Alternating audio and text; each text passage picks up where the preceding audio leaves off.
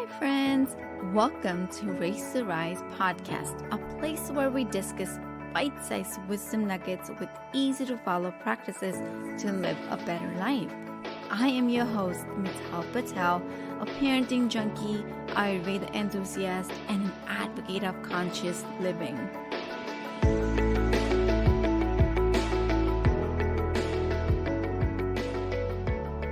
One of the deepest desires in our parents' hearts is to see our child achieve success in life. Now, tell me I'm right without telling me I'm right? Yet, how many of us realize that the most, direct way of being successful is through being authentic, is through being ourselves?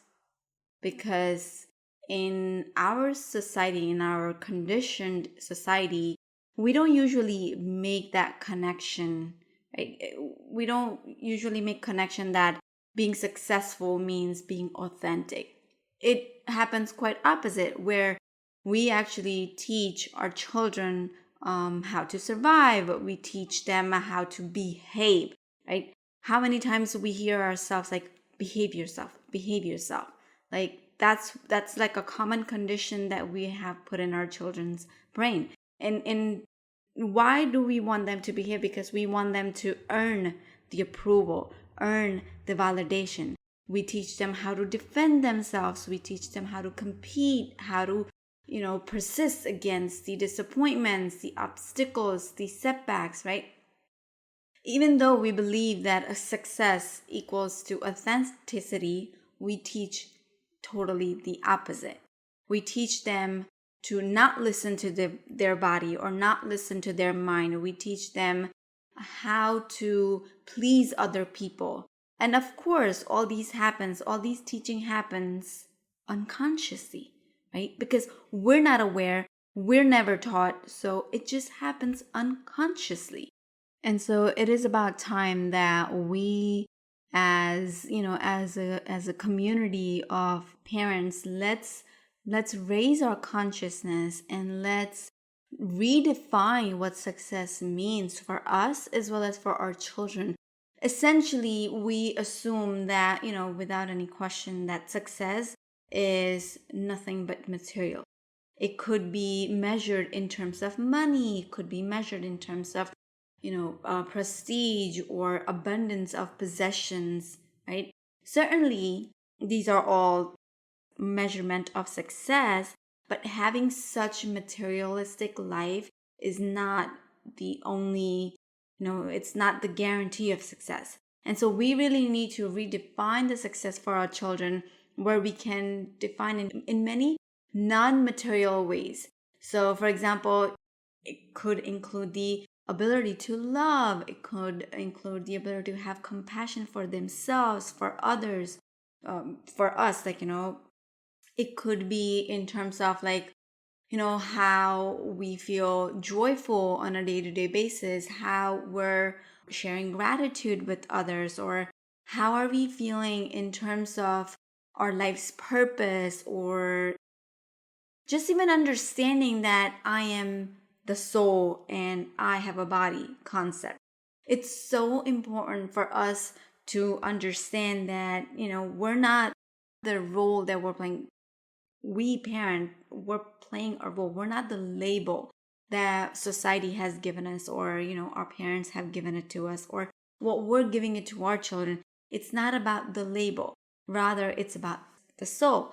And so it's important for us to redefine our success as it's about a sense of connection to the creative power of the universe. It's about, how fulfilled are we feeling? What brings the fulfillment to us? It's about the spiritual dimension of success that we really need to discuss it with our children, and we need to teach them about. And so if it's all about how the life and the meaning of life is unfolding in front of us and in front of our children.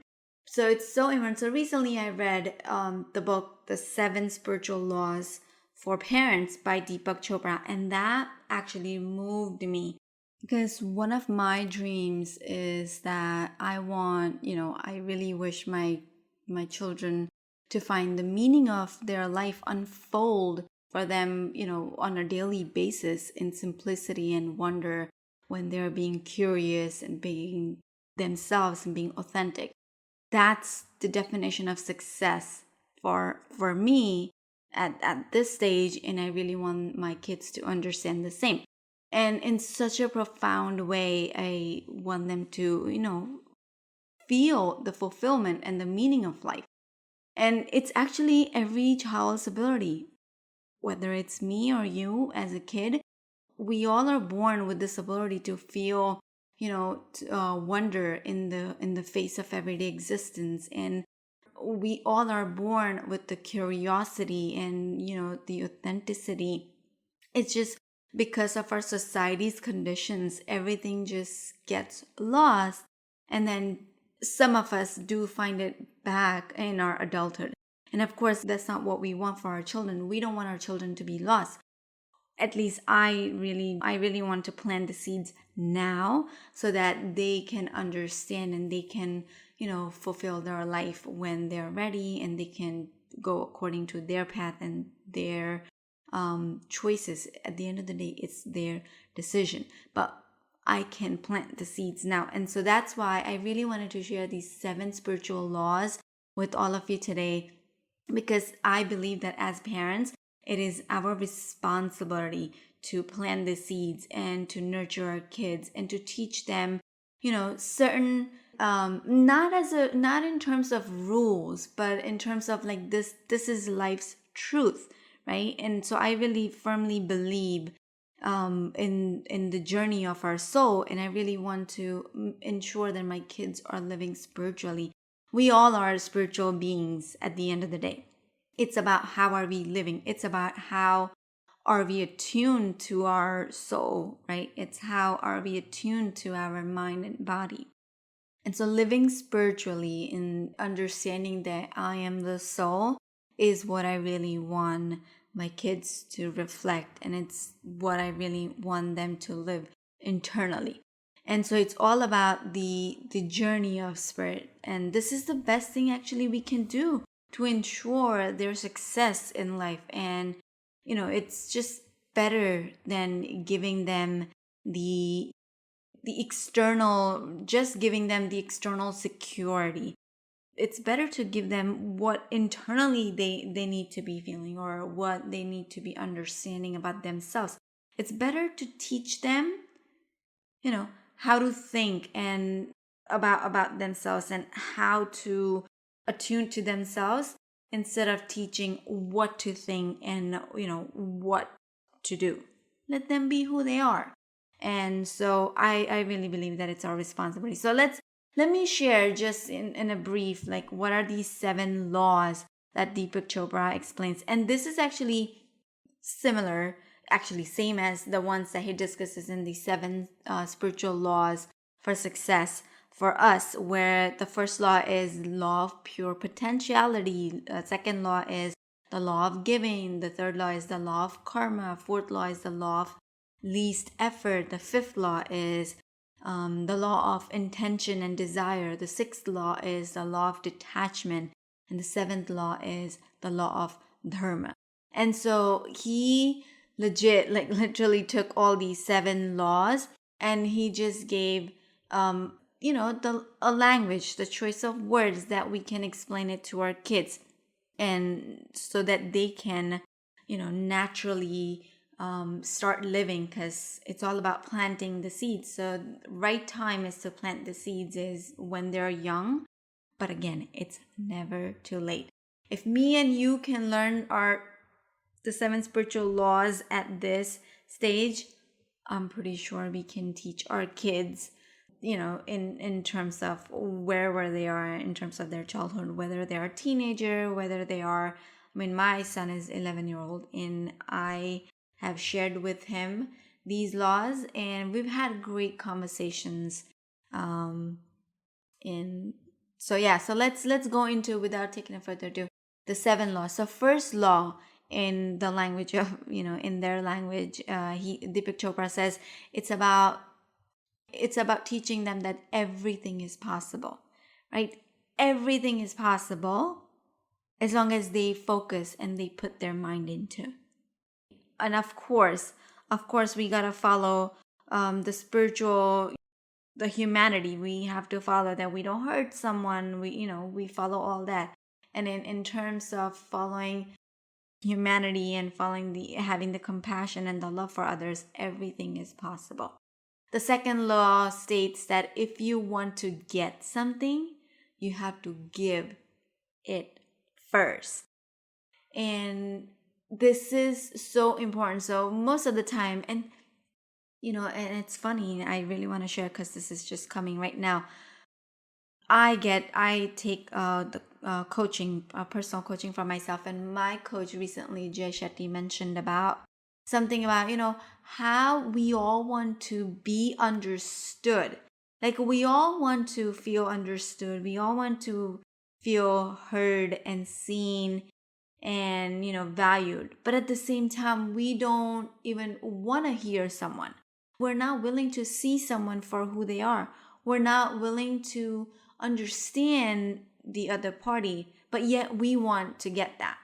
So it's so important for us to teach our children that if you want to get something, you got to learn to give it to other people at the same time, right? So for example, when you give out the love, that's the law. That's the natural universal law. The love will come back to you. It doesn't have to come from the same person or in the same way, but it will come back to you. So second law is if you want to get something, you have to learn to give it first. The third law is when you make a choice, you change your reality and the future. This we really have to teach our children. We really have to empower them to make a choice. So for example, let's just share in a daily, day-to-day basis example. For example, I am making, I don't know, for dinner, like, so us Indian food, it's like we have a chapati, like, flatbread, and we have lentils, and we have rice, and we have vegetables. So this is like our main course, like this is what we eat every day. And out of which, okay, the plate is served. There is vegetable, there's rice, there's lentils, and there is a flatbread. What we say is, here's your plate, here's your dinner, eat everything. We're not even giving them the choice. Yes, we need to learn to empower them to make a choice. Are they feeling like they want to eat vegetables today? Or are they feeling like they want to eat lentils today? Like how we have a choice, we got to give them. Of course, we have to teach them that, they have to eat their vegetables and they have to eat, the rice or the flatbread or whatever, the pasta or the protein or whatever your wellness journey looks like for you, whatever is fit for your family. Of course, we want to teach them what's good for them. But at the same time, we have to empower them and we have to allow them to make their choices. If they don't learn to make a choice, they're not going to learn that this is how they can change their reality and their future. So we got to teach them this third law.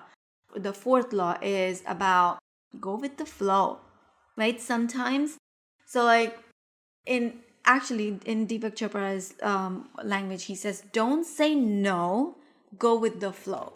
And I kind of like it, but I kind of also don't like that don't say no. I'm a firm believer of, that I gotta say no. Sometimes you gotta say no. But I also believe that sometimes it's possible and it's okay to say no without saying no. That's called setting boundaries. And so I kind of like it, but of course I don't have to agree with, and I can have my own opinion. So I really like that go with the flow, the law, so half law. We have to teach our children that sometimes you don't get what you want when you want. And it's okay. It's okay to get upset. It's okay to have, to want what you really want. But if it's not possible, then you have to learn what's my next step and you have to move forward, right? You have to move forward. You have to be like a river. You have to be in a flow state. You can't be just stuck with it. You can't be rigid like a rock, and you can't be like, okay, just because I don't get what I want, I'm not going to move from here. No, we don't do that. We go with the flow. So that's fourth law. The fifth law is, it's about every time when you make a wish, you plant a seed. You really want to teach your children about wishing and dreaming big. It's all about dreaming, and because this is where the ideation and the imagination flourishes. You have to plant seed, and then comes the nurture. That's where the sixth law comes. Enjoy the journey. Enjoy the nurturing phase. Enjoy the process. Everything is in the process. So of course, yes, I want to be artists. So when they're little, they have these things that they want to be. Every day changes. So like for my older one, it used to be like he wanted to be a pilot at one point, then he wanted to be a train driver. I don't know what he used to call it. Anyways, and then he started saying that he wants to be an artist. Now it's like he wants to be an art teacher. Yes, let them plant the seeds, right? It's about planting the seeds, and at the same time, it's about enjoying the process. Now, you have to teach them, your end goal is to be, you want to be an art teacher, or, you want to be an artist. Of course, you want to paint. But what's the process? What does the process look like? I need to start sketching, or I need to start, painting. I need to start choosing my colors. I need to start, going out of my comfort zone. I need to fight with my fears. I need to forget about what other people are saying, for example, right? So we got to teach them that it's about the process. It's about enjoying the journey. Of course, it is about the goal, but at the same time, it's about the process. And the final and the last law, the seventh law, is about, it's that you are here on this earth, on this planet. You have this body, or you're alive for a reason. We all have a purpose. This is law of Dharma. We all have a purpose. It's a matter of us, executing or finding it. We all have it within. It's just it's about us tuning with our meaningful purpose. So we have to teach them now that you are here for a reason. You're here to, and it looks different for everybody. Maybe everybody's different, so everybody has different purpose. Maybe somebody's purpose is to bring joy to other children by teaching them art, for example, for my child. For my older one, if he wants to be an art teacher. Or it could be that I want to build buildings. I want to construct. I want to be an architecture and design buildings. So we all have purpose. We all are here for a reason. So these are the 7 laws that Deepak Chopra explained it in such a beautiful and easy to explain language for our kids, because choice of words matter. So I hope you have enjoyed, and I hope on this note that you can take this easily explainable laws and start nurturing your children, because the deepest nurturing can happen for our children when we nurture them spiritually. It's the spiritual knowledge that nurtures our children, because that teaches them the values of gratitude, the joy, the love, the compassion for others, love, compassion for themselves, being authentic being who they are, finding their purpose, fulfilling their purpose, living a meaningful life. This is what the spiritual life. We all are spiritual already. We all are spiritual being. It's about us finding our purpose again. It's about living spiritually.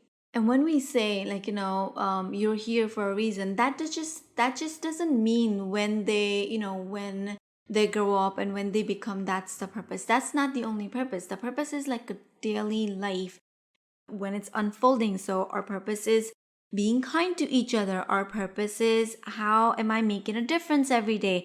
Our purpose is, how am I filling somebody else's bucket? How am I filling my bucket? These are all little joyful, conscious efforts and the awareness that we're cultivating, which prepares us for a better tomorrow. So let's nurture ourselves spiritually, as well as let's nurture our children spiritually and prepare them for their tomorrow and teach them how to be themselves and how to, live on their terms and how to be authentic, because it is so necessary in today's world to be an authentic version of ourselves.